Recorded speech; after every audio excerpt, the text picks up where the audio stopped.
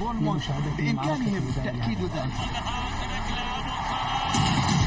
أما المدربون فدائما يعتمدون على الأول لدى فرق الدوري الإنجليزي وللتأكد اسألوا فريق ليفربول في الدوري الإنجليزي أحرز 63 هدفا ومرر 220 تمريرة غالبا ما تكون استثنائية ولا بورنموث بإمكانهم تأكيد ذلك. هذا الموسم عاد النجم المصري بريقه أما المدربون ومرر 4 تمريرات حاسمة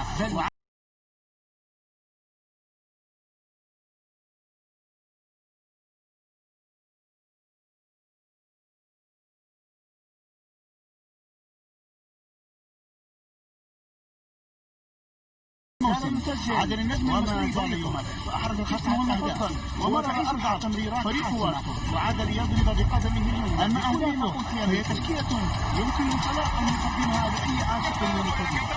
وبعد المسافة لا يعني في الدوريات الخمسة الكبرى. أما عدد وصل ل100 فلا يمثل ومرر 43 تمريرة حاسمة وما زال يسجل وقد لا ينتظر كي تلامس أرضية الملعب. هو تعيش الحرب بالنسبة له قياسات المرمى لا تهم. أما أهدافه فهي تشكيلة يمكن لصلاح أن يقدمها لأي عاشق للفريق. فبعد المسافة لا يعني شيئا له. أما عدد الانفكار فلا يمثل عقدة بالنسبة لصلاح لا تمره مساحته وقد لا ينتظر الكرة كي تلامس أرضية الملعب ليسدد. بالنسبة له قياسات المرمى لا تهم فقد يضع الكرة في أضيق مكان وربما ينظر للأمام ويحرز هدفا في الكأس. فتظنه في بعض الأحيان لا يقسم للبال ابتكار طرق للتهديد حتى المستطيل الأخضر لا تمره مساحته وقد تراه يسقط أرضه ولكنك ستكتشف لاحقا بأن سقوطه لم يكن إلا خطأ.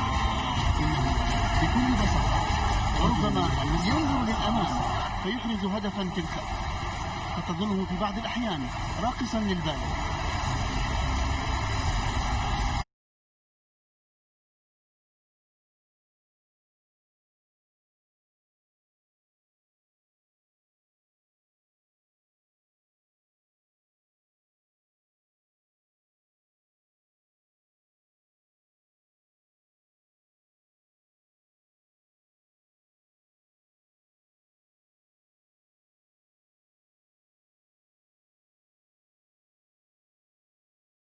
الثالثة على مستوى أفضل هدف في الدوريات الخمسة الكبرى منذ أن انضم إلى فريق ليفربول منذ ذلك الحين.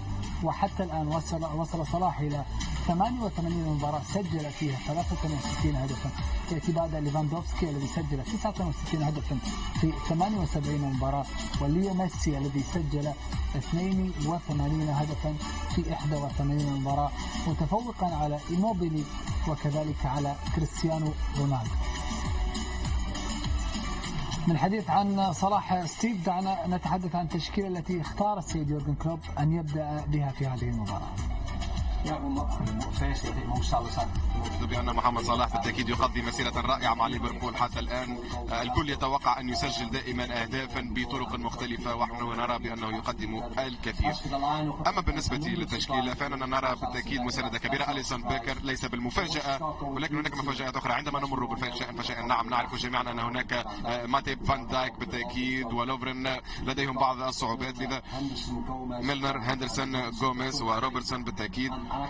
وكذلك لا نعرف كيف سيكون اللاعب بالنسبة لليفربول لأن الثلاثة ربما لن تكون نفسها، ولكن كيتا لالانا وشاكيري أوكسن شابرلين أوريجي وصلاح يبرز بالتأكيد تحركات كثيرة متوقعة، لأن ليفربول عليه أن يلعب بهذا الأسلوب. كل اللاعبين القادمين مؤخرا لالانا شاكيري وأوريجي كذلك أمام إيفرتون ودربي كانوا ممتازين. قال النبي كيتا أيضا جاء وقضى مباراة رائعة أمام بورنموث. إذا من المفروض أن نرى ثلاثة وخيارات كثيرة هنا دكتور. يمكن لكيتا أن يكون هو لاعب الارتكاز، يمكن لشاكيري يكون لاعب الطرف وتشامبرلين في خط الوسط. مرنة تكتيكيا يعني فيها مرونة كثيرة جدا. أدوات الموجودة ونظام اللعب 4-3-3 اللي طبقها ليفربول هي ليس ثابتة. في هناك مرونة في وسط الملعب، تغييرات الموجودة، لكن يمكن المركز اللي نشوفه لهندرسون كقلب دفاع في هذه المباراة. هندرسون سبق وشارك في هذا المركز، ليس بالجديد عليه، وهو يعني يعتبر من اللاعبين أصحاب الخبرة، وبالتالي هو يريد أن يجرب في هذه المرحلة، إعطاء فرصة لغوميز في هذه المرحلة. غوميز كان من اللاعبين المميزين، إصابته بعدت عن الفريق، وايضا قلت مشاركته كلاعب اساسي بحكم تواجد طبعا اكثر من لاعب في هذا المركز، وبالتالي بحاجه الى ان اثبات نفسه في هذه المباريات. قد يشاهد انه يعني بعض العناصر الموجوده ليس بالعناصر الاساسيه، لكن هو يريد عمل مداوره، ولكن هذه المداوره يجب ان لا تخل بالنظام الموجود. النظام فريق ليفربول 4-3-3 دائما ثابته، ودائما هناك عمل جيد. بالضبط، هذه طبعا بالنسبه لتشكيله مونتيري. يعني مونتيري محمد نفس اللي بدأت بيه مباراة السبت، ممكن تغيير وحيد بس في وسط الملعب. بريفيرو حارس المرمى موجود في الرباعي الموجود في خط الدفاع بالنسبة له. سانشيز موجود، مدينة موجود، فانجويني ناحية الظهير الأيسر. ثنائي الوسط الملعب رودريجيز مع أورتيز، وأيضا اللاعب موري كمهاجم. خلف موري 3 لاعبين موجودين في وسط الملعب. بيتزارو أحد العناصر المميزة في صناعة اللعب. بابون برضو اللعيب المميز واللعيب السريع. جالاردو في وسط الملعب موجودين.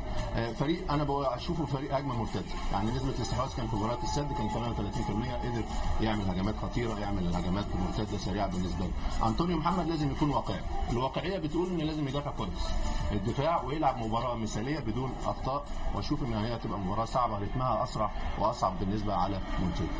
استاذنا ديفيد بيكهام نجم كرة القدم الإنجليزية السابق، قائد المنتخب الإنجليزي السابق، وأيضا سيد ناصر الخليفي رئيس فريق باريس سان جيرمان، وأيضا رئيس مجلس إدارة قنوات BN. بيكهام يأتي مدعوا هنا لحضور هذه المباراة مع كثير من الأسماء الكبيرة على مستوى كرة القدم. كلنا أيضا الأسطورة التحكيمية صح التعبير سيد أرسن فينجر، والكثير من الأسماء الأخرى على مستوى قيادات كرة القدم هنا كلنا، وأيضا السيد أرسن فينجر حاضر هو الآخر لمتابعة هذه المباراة. على ذكر فينجر، أحد أبرز المدربين في تاريخ البريمير ليج، يتوقف مع أحد أبرز المدربين المعاصرين لكرة القدم الإنجليزية والأوروبية السيد يورجن كلوب، متحدثا هنا في استاد خليفة قبل ركلة البداية لهذه المباراة. نتابع. ما قلته بالأمس هو أنك لن تجازف بمشاركة لاعب لو لم يكن جاهزا بنسبة 100%.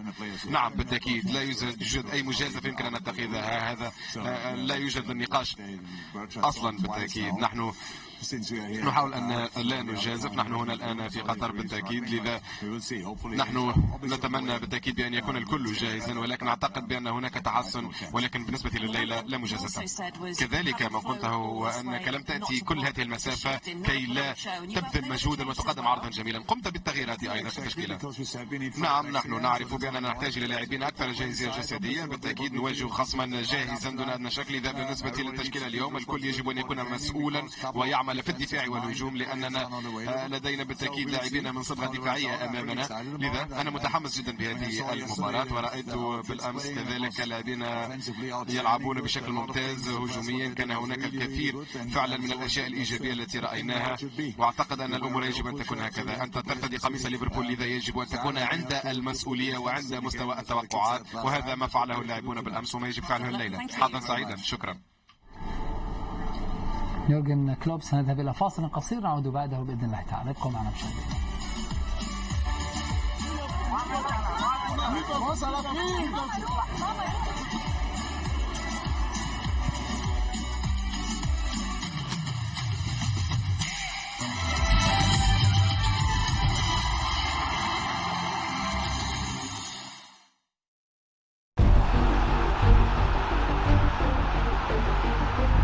الدور ربع النهائي من كأس الرابطة الإنجليزية.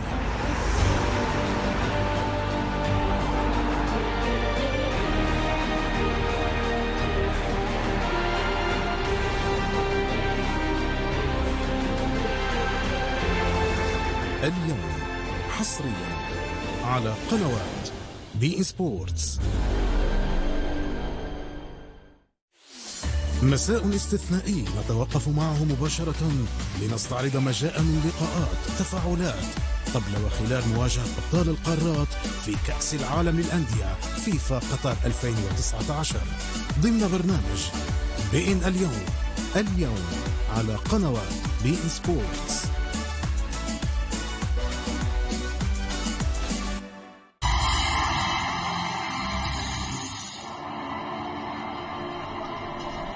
أهلا بحضراتكم من جديد، طاب مساءكم بكل خير. مونتيري بطل أمريكا الشمالية والكونكاكاف، ليفربول بطل الشامبيونز ليج وجها لوجه في نصف نهائي كأس العالم للأندية هنا في العاصمة القطرية الدوحة في 18 من ديسمبر، في اليوم الوطني لدولة قطر، وفي اليوم الذي اختير ليكون نهائيا لكأس العالم عام 2022 بإذن الله تعالى، وبحضور سيد إنفانتينو رئيس الفيفا، وبحضور محمد صلاح الذي يحظى بدعم واحتضان ومحبة لا مثيل لها هنا في العاصمة القطرية الدوحة من جالية مصرية كبيرة تعيش في قطر، من كل من جاء لمتابعة هذه المباراة من ليفربول ومن كل العالم لمتابعة نصف نهائي كبير منتظر لفريق ليفربول الذي يبحث عن الفوز بكأس العالم للأندية، ثم الإكمال في نفس الموسم لتحقيق لقب البريمير ليج للمرة الأولى في تاريخ هذا النادي. لم يفز ستيف ماكمانامان تواجد معنا بلقب البريمير ليج، فاز بألقاب كثيرة أخرى، حقق ليفربول دوري الأبطال، لكنه بانتظار أن يرى في 2022 فوز ليفربول بلقب البريمير ليج. أي مباراة ننتظر محمد؟ يعني أتوقع أن الضغط اللي معودنا عليه ليفربول، الضغط الكبير الشرس، الاستحواذ الكبير، نسب الاستحواذ الكبير، صناعة الفرص، كل ما تأخر إحراز أهداف بالنسبة لليفربول هتبقى المباراة صعبة، مش لازم يدي مونتيري الفرصة إنه يدخل معاه في الجيم. أشوف إن غياب فان دايك بقى لنا فترة كبيرة قوي من ساعة انتقال فان دايك لليفربول، ما شفناش ليفربول بدون فان دايك، نادرا يغيب عن بالي طبعا، فدي حاجة برضو مستغربة. وتوظيف هندرسون مكان فان دايك، أشوف إن الفريق ممكن يبقى فيه عيوب من النواحي الدفاعية، إنما متوقع سيطرة واستحواذ وضغط شرس واستغلال فرص بالنسبة لليفربول، ده مهم جدا وخاصة في البدايات. يعني من الصعب أن يغير يعني أداء الفريق بتغيير بعض العناصر، ضغط عالي دائما، ليفربول استحواذ في على أرض، خصوصا أنه هو يحافظ على نفس النظام بتغير العناصر، بس العناصر متغيرة لكن النظام موجود، وأيضا الأداء والأفكار موجودة. نتابع دخول ليفربول مونتيري إلى استاد خليفة.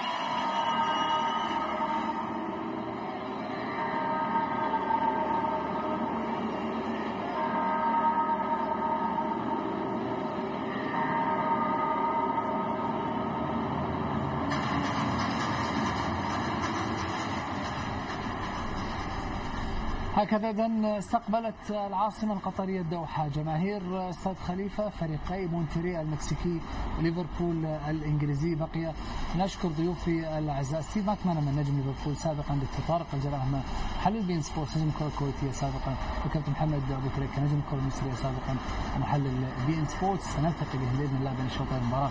الآن دعونا ننتقل إلى منطقة التعليق هنا في استاد خليفة حيث الزميل يوسف سيف. يوسف مساء الخير، تفضل.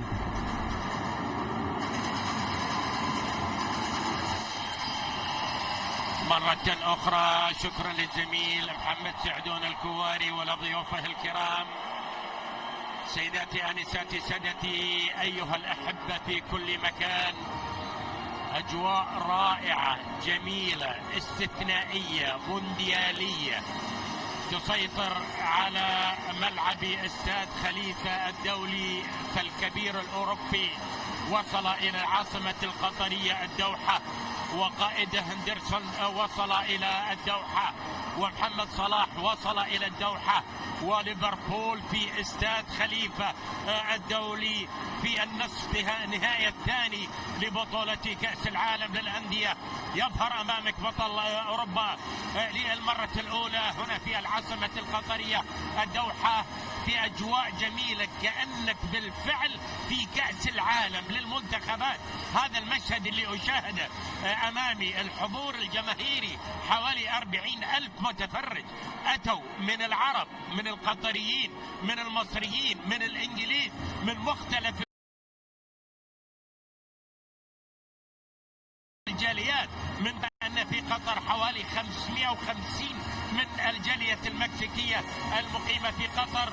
وعندنا اليوم أنطونيو محمد مدرب فريق مونتري في المواجهة الأصعب في تاريخه، لأنه يواجه المدرب الكبير يورغن كلوب، هيرن كلوب المتألق، واللي تم تجديد عقده لغاية 2024.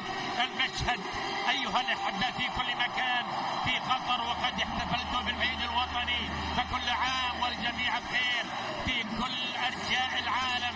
تحية لكم من بلد المونديال، في مونديال الأندية، في يوم كبير آخر بعد أن تأهل فلامينغو إلى المباراة النهائية. الآن السؤال المطروح: من يتأهل من خلال هذه المباراة؟ أما فريق ليفربول في الجهة اليمنى من الملعب، وأما مونتري المكسيكي بطل أمريكا الشمالية وبطل الكونكاكاف مع محاولة الأولى، ولكن المحاولة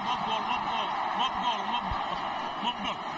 لكن بصراحة لو جاء هذا الهدف راح يكون الهدف الأسرع في تاريخ بطولات العالم لو تم احتساب هذا الهدف.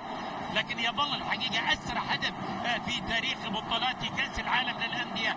اللاعب الإماراتي، لاعب العين الإماراتي محمد أحمد، أحرزه في الدقيقة 79 في مرمى الترجي التونسي. احنا الآن في الثواني الأولى فقط، يمكن يكون هدف مبكر لأي من الفريقين لا أعلم، ولكن وجها لوجه بطل أمريكا الشمالية الكونكاكاف، بطل أوروبا الكبير ليفربول. في اللقاء الأول تاريخيا ما بين الفريقين لم يسبق لليفربول أن يواجه فريق مونتري، هي المواجهة الأولى إذا ما بين الفريقين، بل اللقاء الوحيد ما بين مونتري وفريق إنجليزي راح يجري أمامك الآن في اللحظات الأولى مع بداية المباراة. التحكيم تشيلي اليوم السيد روبرتو توبار، 41 سنة، 9 سنوات يحمل الإشارة الدولية، بينما هنا يورغن كلوب الذي يتطلع هو الآخر. ليفربول يتطلع هو الآخر أولا إلى الوصول إلى المباراة النهائية، وبالتالي معانقة اللقب العالمي في حراسة المرمى كما تلاحظ أليسون، غوميز، روبرتسون، ميلنر، أوكسلي تشامبرلين، هندرسون، كيتا، لالانا، شاكيري، أوريجي. أبو صلاح دائما حاضرا ومتواجدا، وهذا خبر سار للمصريين في قطر، حوالي 300,000 مصري في العالم أجمع. تحية للمصريين في قطر، تحية للمصريين في مصر، تحية للعرب في كل العالم. لاعبكم راح يجري أمامكم الآن في العاصمة القطرية الدوحة.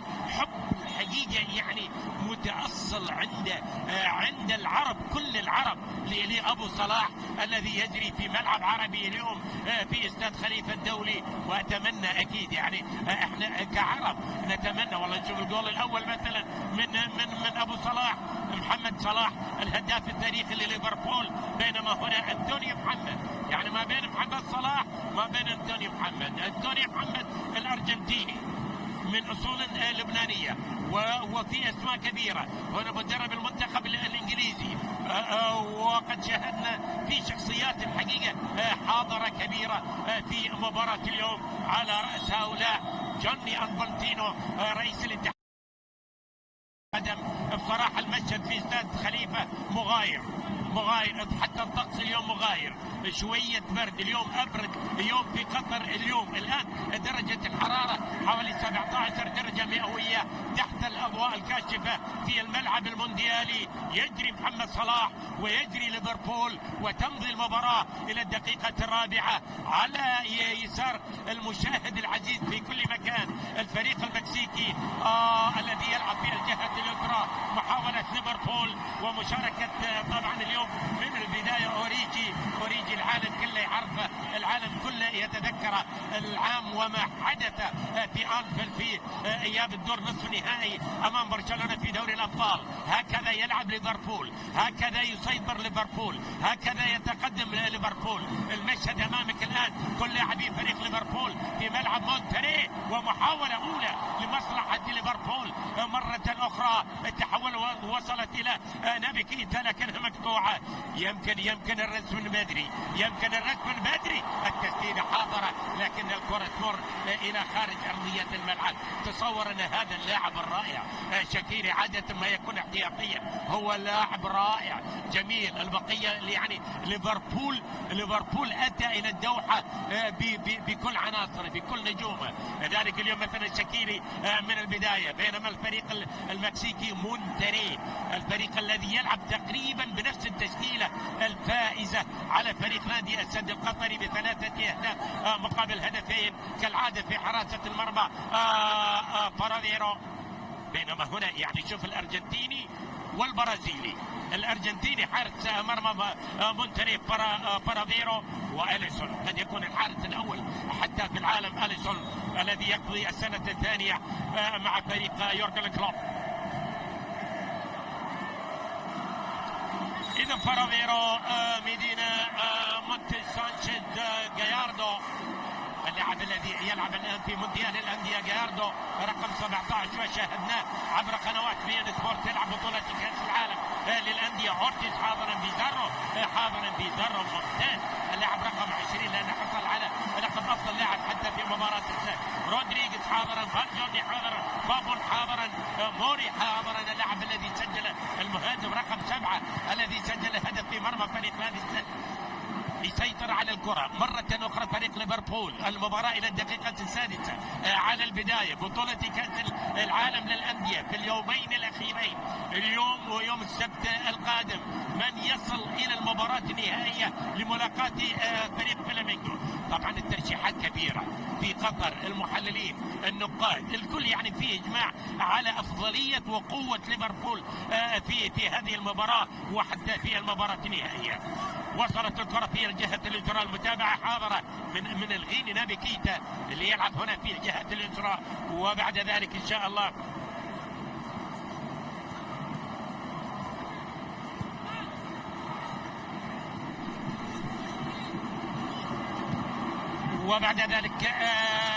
طبعا المباراة النهائية يوم السبت القادم. وقبل ذلك مباراة تحديد المركزين الثالث والرابع. كعرب كنا نتمنى في خيبة أمل عربية الحقيقة السد القطري، الترجي التونسي بالرغم من الفوز العريض على السد القطري بنصف درجة من الأهداف. الهلال السعودي كاد أن يفعلها لو واصل فريق الهلال السعودي أداء أمام فلامينغو وفعل مثل ما فعل في الشوط الأول لكان أعتقد طرفا في المباراة النهائية. شوط سعودي، شوط برازيلي، الغلبة في الأخير لفلامينغو الفريق الصاعد إلى المباراة النهائية. هنا لا زال السؤال حائرا مع بداية المباراة،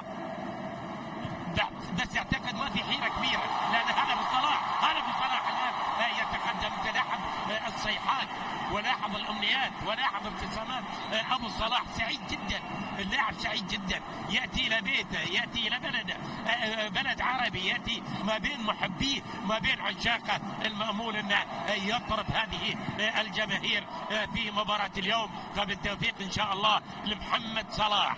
وصلت الكرة في الجهة اليسرى مباشرة متبادلة ما بين لاعبي روبرتسون. لدينا اللاعب في فريق الريدز اليوم اللاعب ميلنر اللاعب الكبير. شوف دارت الأيام ومرت الأيام على ميلنر ويلعب الآن بالضبط المباراة رقم 200 هنا في استاد خليفة الدولي. المباريات رقم 199 سجل من خلالها 25 هدف. إذا في الدوحة ميلنر الكبير، ميلنر الذي يلعب الآن المباراة بالضبط رقم 200 له أمام فريق مونتري. إلى ضربة حرة مباشرة لمصلحة ليفربول إلى الدقيقة 9 على بداية المباراة لأهداف لغاية الآن. طبعا في فريق فائز، هذا ميلنر اللي يتحدث عنه قبل قليل.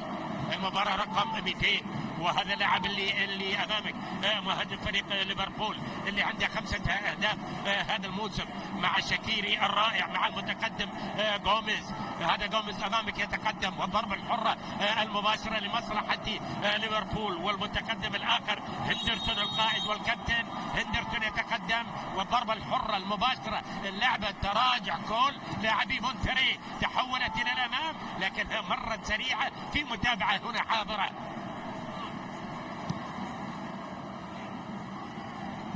من نبي كيتا مرة أخرى الكرة الرأسية وصلت جهة محمد صلاح لكن مقطوعة في الأخير إلى رمي التماس لمصلحة ليفربول.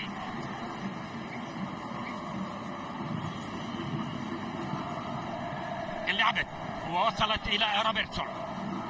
اللاعبين يعني حتى لاعبي خط الدفاع ما بين 25 ما بين 28 ما بين 27 سنة، بعض اللاعبين يعني الشبان الرائعين. الكسندر ارنولد الذي يجلس على قائمة البدلاء، فان دايك يجلس على قائمة البدلاء، وبالتالي اليوم ليفربول بهذه التشكيلة وبالكرة اللي يتلقاها الآن. لكن اعتقد في راية مرفوعة، في راية مرفوعة إلى حد التسلل، لكن خلاص الكرة وصلت إلى ليفربول، بل خطيرة إلى ليفربول، بل نقلات جميلة ما بين لاعبي فريق ليفربول.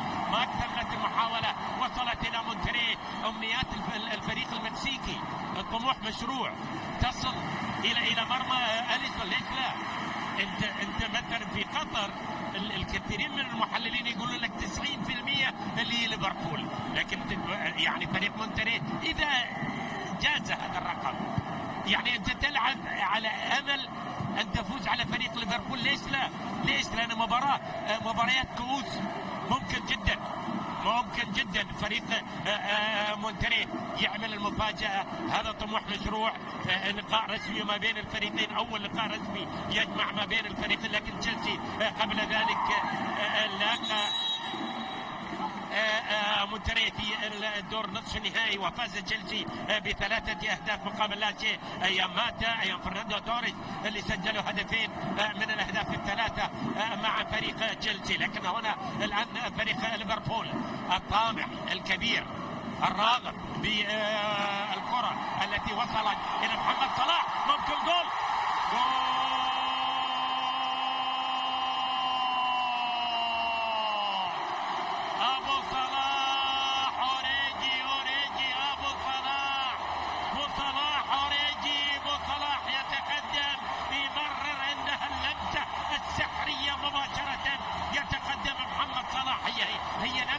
هي لمسة سحرية من محمد صلاح، وبالتالي لاحظ معاي الكرة ما كانت مطفية، هي اللمسة السحرية الآن، اللمسة القياس.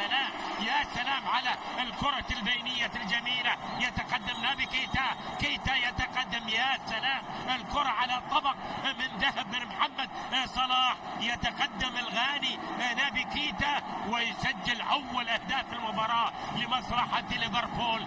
صارت 1-0 لمصلحة ليفربول. ردة الفعل من جانب حلوة ردة الفعل من جانب فريق مونتري. التسديدة لكن الكرة إلى خارج أرضية الملعب. في لاعبين ممتازين من ضمنهم هذا اللاعب اللي هو بابون، اللاعب اللي يتقدم الآن يسدد الكرة. لكن أنا لاحظ المرة الثالثة أعتقد أن لاعب في لاعبي فريق مونتري يقف في موقع تسلل. إذا الجماهير الحاضرة، الجماهير التي أتت من مختلف دول العالم، روابط المشجعين لفريق ليفربول. الجماهير المكسيكية الحاضرة، المتتبعين العرب بالذات اللي الآن شاهدوا محمد صلاح في استاد خليفة الدولي المونديالي، وقد صنع الهدف الأول وسجل نبي كيتا الهدف الأول لمصلحة ليفربول. وبالتالي الآن أمامك الفريق الأحمر يتقدم بهدف واحد مقابل لا شيء. هي كانت تعتقد المحاولة الأهم الأخطر، اللمسة السحرية اللي شاهدناها من محمد صلاح، وبالتالي كيتا يسجل الهدف الوحيد. صارت النتيجة 1-0. تقدم مونتري، ردة الفعل من جانب مونتري، هدف يحلي لنا المباراة. ردة الفعل أمامك الآن باكوين، ما وصلت التسديدة، ممكن جول جول جول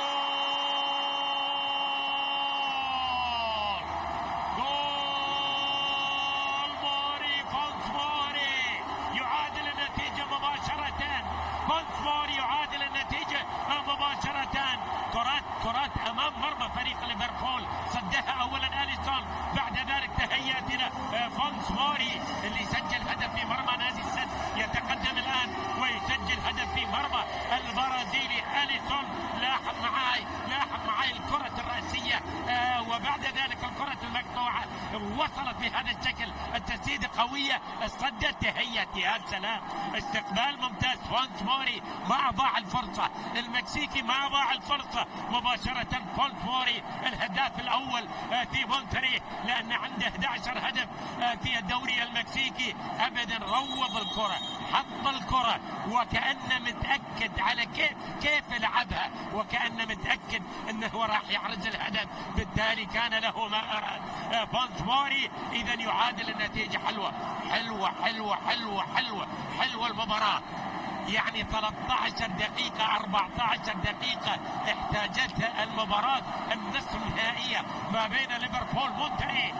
شاهدنا في هدفين، هدف أول اللي نبي كيتا، هدف التعادل من فونس موري، مهاجم ممتاز، سجل هدف في مرمى نادي السد. والآن عندنا يعني في لاعب الترجي عنده 3 أهداف يوم ما أحرز الهاتريك في مرمى نادي السد. نسبة الأهداف في مباريات بطولة كأس العالم للأندية يعني في كل مباراة يعني نسبة الأهداف أكثر من 4 أهداف في كل مباراة. الآن احنا حوالي 14 دقيقة المباراة شهدت هدفين، الأول كان لليفربول والتعادل قبل قليل لمصلحة مونتري. ينذر الوضع اللي أمامنا، ينذر بأننا أمام مباراة قوية كبيرة. يورجن كلوب يفكر وأمامك أنتونيو محمد يفكر. يوم كبير لأنتونيو محمد، تفوز على ليفربول يا محمد، يا أنتونيو يا محمد، تفوز على فريق ليفربول، تصعد إلى المباراة النهائية، تلاقي فلامينغو. هذا حلم مدينة مونتري، حلم المكسيكان بالملايين لكي يصل هذا الفريق المكسيكي إلى المباراة النهائية. أنت شنو اللي جالس يصير أمامنا؟ المشهد اللي أمامي الآن في استاد خليفة الدولي الحقيقة مباراة متكافئة. بعض الدقائق القليلة تفوق بها ليفربول كالعادة من حيث نسبة الاستحواذ على الكرة، محاولات أكثر بقليل لمصلحة ليفربول. لكن لاحظنا ردة الفعل بعد أن سجل ليفربول الهدف الأول، ردة الفعل ممتازة. فونس موري مهاجم ممتاز. ما أقول ممتاز ليش؟ لأنه ما استعجل على طول، روض الكرة لأنه بعيدا عن الرقابة، وبات متأكدا أنه سوف يحرز الهدف في مرمى أليسون. إذن يوم تاريخي بالنسبة للفريق المكسيكي لغاية الآن. فونس موري يوم تاريخي. المكسيك الآن مدينة مونتري الأكثر من حيث عدد السكان من مدينة ليفربول، وأعلام مونتري البيضاء والزرقاء، والجماعة هنا قاضين أوقات جميلة. الربع المكسيكان يا أخي أنت تتجول في الدوحة هذه الأيام، أيام جميلة في الدوحة. بالمناسبة اليوم ما في عمل، لذلك القطريين منذ الصباح الباكر بالأمير الوالد، بالدولة، بالحكومة التي والشعب والمقيمين اللي يحتفل اليوم بالعيد الوطني لدولة قطر، يوم إجازة. اليوم العالم تنقل في كل مكان بواسطة مختلف وسائل المواصلات، وبالتالي الجماعة سعيدين، لأن في أماكن الحقيقة غير. نعم كرة قدم، ولكن مع كرة القدم أحداث أخرى. لذلك نشوف الجماعة المكسيكيين، نشوف الإنجليز، نشوف البرازيليين، نشوف الفرق التي وصلت إلى الدور نصف النهائي. كنا يعني كان خاطرنا يكون واحد عربي، بس هذا ما كان. هي يعني المشاركة العربية لأول مرة فيها 3 فرق عربية، لكن للأسف ليست ولا بل هي المشاركة الأسوأ لفريق نادي السد القطري وشافي. الترجي المركز الخامس. السد الذي خرج، الهلال الذي خرج عن الدور نصف النهائي، وبالتالي النهائي راح يكون ما بين فلامينغو وواحد من الفريقين اللي يجرون امامك عزيز المشاهد في كل مكان. احنا الان في دقائق جميله مثيره، وهنا الكره المشتركه ما بين اللاعب اللي يحتفل الان اللي هو ميلنر بالمباراه رقم 200 له مع فريقه ليفربول، يسقط على ارضيه الملعب، ويسقط معه ايضا لاعب مميز اللي هو جاياردو، اللاعب المكسيكي، لاعب المونديال، يعني لاعب مونديال روسيا 2018، يلعب مونديال الانديه هنا في الدوحه. ولا اعلم والله كل لاعب احبه وايد وايد وايد وايد، يعني في لاعبين كثار يعني، بس الحقيقه ماني والله عاد ان شاء الله السيد يورجن كلوب ان شاء الله لهذه الجماهير، لحوالي 40,000 متفرج، لجماهيرنا العزيزه خلف الشاشات، ان شاء الله عاد ماني ان شاء الله لاعبين على طراز عالي، لاعبين محبب مشاهدتهم. الجماهير اللي اتت الان لهذه المباراه اكيد اتت لمشاهده الفريق ككل ولمشاهده لاعب بعينه. اتوا العربي اشكره جايين على اساس يشجعون ويتابعون ابو صلاح، لا شك في ذلك. ابو صلاح كان في الموعد وصنع الهدف الوحيد لغايه العاد. عقب بعدين ممكن مثلا يعني نشوف لاعبين اخرين يجلسون على قائمه البدلاء، بما فيهم ماني، بما فيهم فيرمينو، بما فيهم فان دايك، لاعبين محبب مشاهدتهم حقيقه على الطبيعه في مشهد رائع. اليوم استاد خليفه بدا في افضل حالاته، هذا ملعب تاريخي كبير تم تجديده مرات ومرات. المره الاولى يعني تم تجديد هذا الملعب في عام 1976 لدوره الخليج العربي الرابعه، لكن تم تجديده مرة أخرى وتجديده، وبالتالي أصبح بهذه الوضعية الجميلة. تذكرنا بالمناسبات الكبرى التي تقام على هذا الملعب، كانت مباراة جماهيرية كبيرة. واليوم ما بين الهلال وفلامينغو، اليوم خلاص غادروا العرب، ما حد من العرب الثلاثة غادروا، بقى الإنجليزي، بقى المكسيكي، الممثلين أمامك لأمريكا الشمالية الكونكاكاف، وبطل أوروبا أيضا حاضرا. كرة تحولت لمصلحة ليفربول، يسيطر عليها اللاعب العائد اللي هو أوريجي، مباشرة كرة منقولة، أوريجي الأسمر والأسمر الآخر هذا اللي عنده الكرة بالضبط الآن سجل الهدف، يعني استفاد من كرة محمد صلاح الجميلة وسجل الهدف. ليفربول يبحث عن الثاني، ليفربول ونقل من محمد صلاح، لكنها استقرت عند حارس المرمى بارافيرو حارس جيد، تلقى هدفين من نادي السد. هو الآن الأرجنتيني 35 سنة، في مرمى هدفين من نادي السد، وفي مرمى هدف قبل قليل من كيتا، وبالتالي التعادل هو سيد الموقف لغاية الدقيقة 22. التعادل ما بين الفريقين، ترى ممكن مفاجآت ممكن تصير.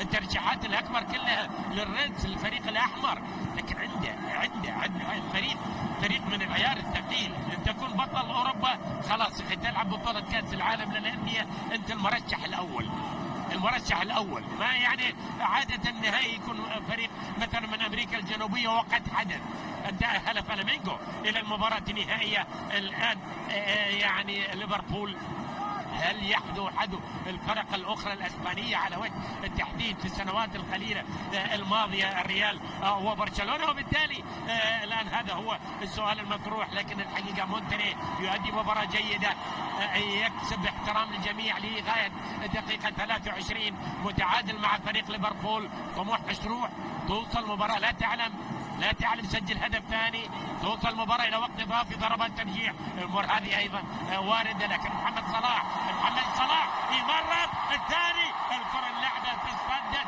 استقرت على مرحلتين 3 مراحل حتى عند فارافيرو. لكن يا سلام يا أبو صلاح، يا سلام عليك يا أبو صلاح، تضرب وتمتع صناع. وسجل كيتا، كاد الآن ميلنر، وبفضل كرة محمد صلاح.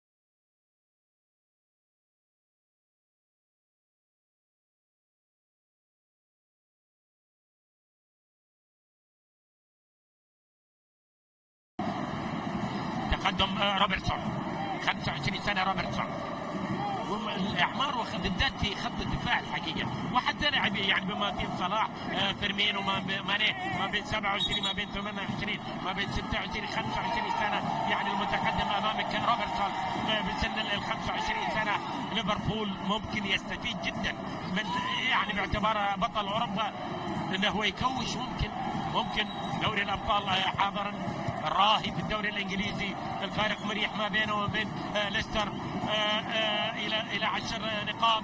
والمباراة القادمة شوف انت الان يخلص بطولة كاس العالم للاندية راح يلاقي ليستر في الدوري الانجليزي. كرة تحولت في الجهة اليمنى، محاولة محمد صلاح يسيطر عليها صلاح، منقولة لليفربول، في عمل هناك، في شغل هناك جهة محمد صلاح. تقريبا معظم الأعمال اللي يقوم فيها فريق ليفربول، لكن هذه أعتقد راح تكون خطيرة، لأن لاعب ممتاز شاكيري.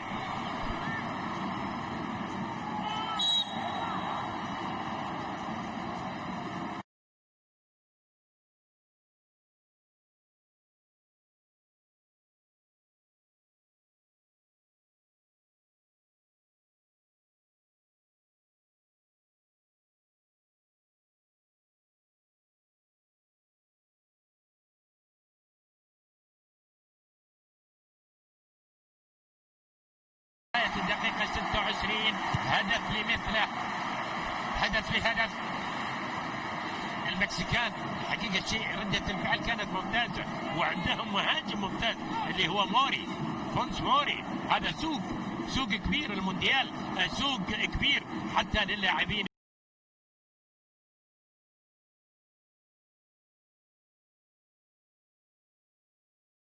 في مرمى قد يكون الحارس الافضل في العالم اللي هو اليسون. اذا تظل النتيجه هدف لهدف. مونتري يحاول والتسديده حاضره، يا سلام، حلوه. مونتري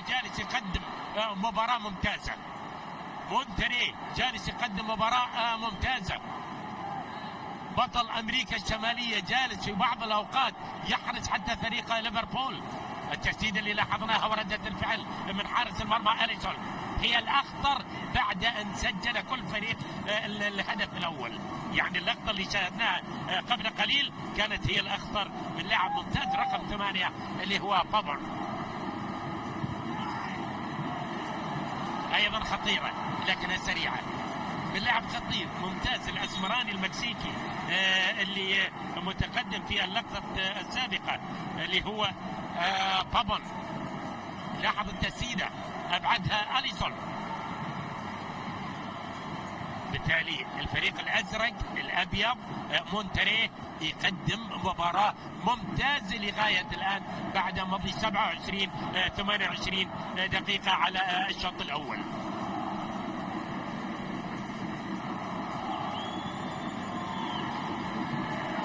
روبرتسون يتقدم هناك محمد صلاح، لكن لا زالت مباراة ممتازة الحقيقة لفريق مونتريه ولمدربه اللي هو السيد أنطونيو محمد 49 سنة الأرجنتيني مدرب فريق مونتريه. تمضي المباراة بهذا الشكل والمشهد الجميل الحقيقة اللي شاهد أمامنا. المرشح الأوفر حظا الأكثر ليفربول لا شك في ذلك، لكن يظل فريق مونتريه سجل هدف التعادل، حاول قبل قليل وتألق أليسون، لكن في حلول هي الحقيقة تشكيلة مونتريه تقترب من التشكيل اللي شاهدناه في مباراة السد، لكن هذه الحلول انه يعني يورجن كلوب يريح بعض يعني فان دايك مريح فيرمينو مريح ماني، هذه حلول كبيره الحقيقه.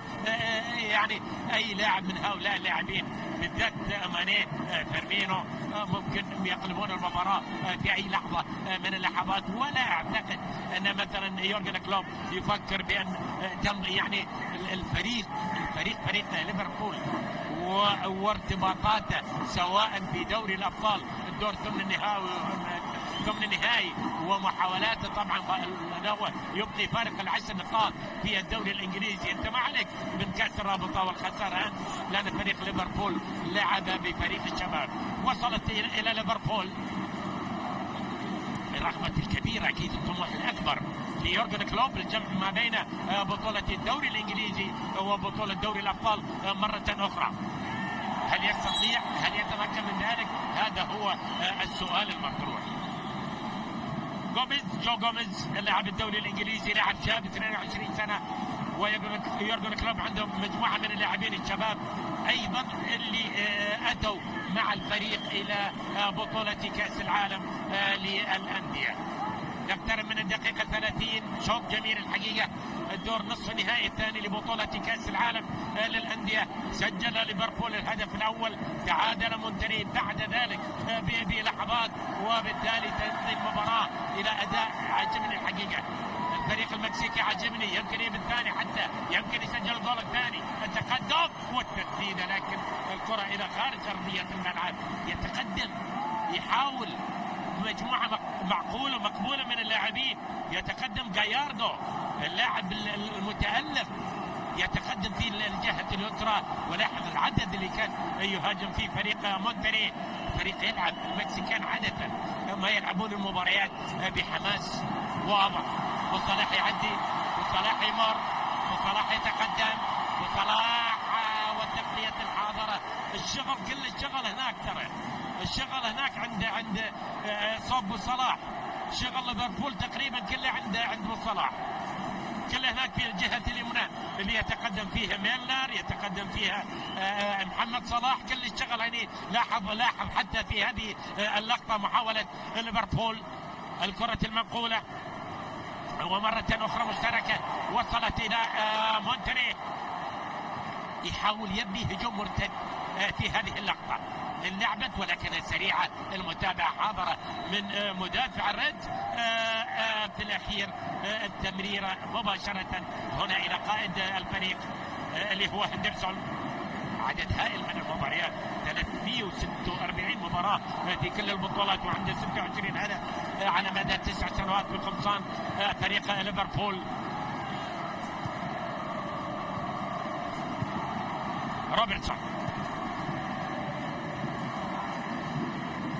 المكسيكان سعيدين هناك في المكسيك، مدينة مونتريه عدد سكانها الأكبر حتى من مدينة ليفربول، وعدد سكان المكسيك حتى البلد كمكسيك أكثر من إنجلترا، لكن المكسيكان سعيدين جدا بالذات مدينة مونتري القادم من هذا النادي، لأن الفريق جالس يحرج فريق ليفربول، وأداء جيد، يعني ما سجل هدف وتراجع، لا لاحظ معي قبل قليل كانت محاولة لطبل، بالتالي فريق تحترمه يلعب بهذا الشكل أمام فريق ليفربول. سقوط اللاعب بيزارو رقم 20، ممتاز هذا اللاعب، لأنه حصل يعني كان الأفضل حتى في مباراة السد، حصل على لقب أفضل لاعب بيزارو.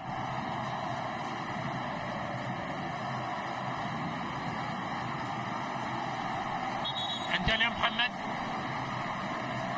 الأرجنتيني في سجله، أعتقد تكون المباراة الأهم له هو على المستوى الشخصي، لأنه يلاقي بطل أوروبا، يلاقي الكبير، يلاقي العريق، يلاقي الفريق التاريخي اللي هو فريق ليفربول. ثاني مباراة تاريخية، هذه بالخطأ محمد صلاح يتقدم، ولكن المدافع شوف المدافع ارتكب خطأ، لكن رجع اعتقد الأرجنتيني سانشيز كاد أن يقدم هدية لمحمد صلاح، ولكن هو نفسه رجع وصحح خطأه، وبالتالي ضاعت على ليفربول. لاحظ معي ردة الفعل من جانب مونتري، يتقدم مونتري، الكرة تحولت خطيرة من المدافع مباشرة أو من ميلنر إلى حارس المرمى أليسون. خطرين المكسي، نعم ليفربول معروف أنه خطير، لكن الحقيقة أن مونتري خطير، ممكن جدا أن يسجل الهدف الثاني في مرمى ليفربول، جالس يصنع فرص، جالس يتقدم بعدد جيد من اللاعبين. الكرة السريعة جدا وصلت إلى حارس المرمى بارافيرو.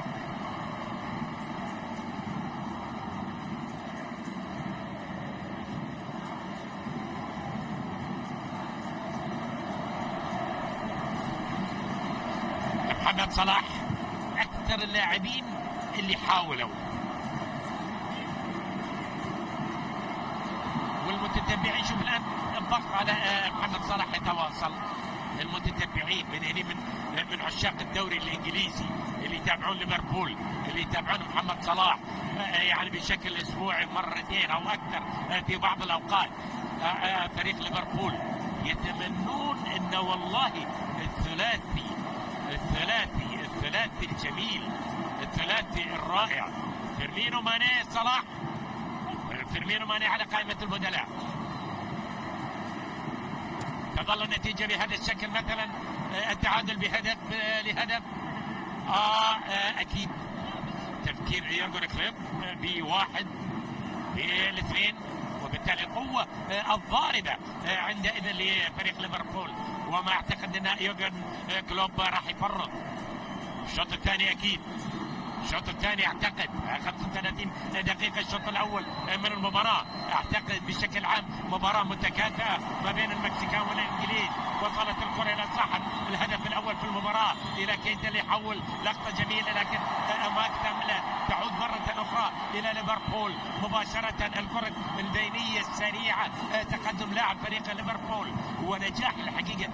شوف مباراة مثالية أعتقد يوم الاثنين، حارس المرمى، خط الدفاع، لاعبي خط الوسط المدافعين، وفي حالة الهجوم لاحظ معي الآن حتى المشهد أمامك الآن أن في ثلاثة في خط المقدمة من مهاجمي فريق مونتري. مباراة مثالية، لذلك هي المباراة متكافئة ما بين الفريقين. وصلت الكرة الآن إلى بارافيرو،